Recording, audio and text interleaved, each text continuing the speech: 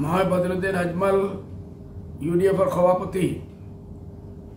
মই এতিয়াই খবৰ পাইছোঁ যে হাজী আমিনুলক এৰেষ্ট কৰা হৈছে পেহেলগামৰ ঘটনাৰ ওপৰত মন্তব্য দিয়াৰ কাৰণে মই মন্তব্যটো শুনিছোঁ মোৰ কি মন্তব্য আমাৰ পাৰ্টিৰ কি ভিউ আছে মই কালি কৈ দিছোঁ এইটো পেপাৰ পত্ৰিকা ওলাইছে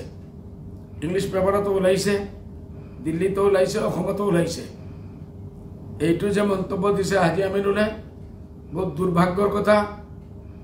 এই সময়টো আমি আমাৰ চৰকাৰৰ লগত ভাৰতবৰ্ষৰ চৰকাৰৰ লগত আমি এক হৈ থকাৰ টাইম সন্ত্ৰাসবাদী হয় ইসকলৰ কোনো জাতি ধৰ্ম নহয় আৰ খাস কৰে যিসকলে সন্ত্ৰাসবাদী কাম কৰে ইসকলে ইসলামক বদনাম কৰি আছে মুসলমানক বদনাম কৰি আছে জাতিক বদনাম কৰি আছে এটো যিমান নিন্দা কৰা কম এই মন্তব্যটো হাজী সাহেবৰ আমাৰ পাৰ্টিৰ নহয় আমাৰ কোনো ভিউ নহয় জয় হিন্দ জয় ইউডিএফ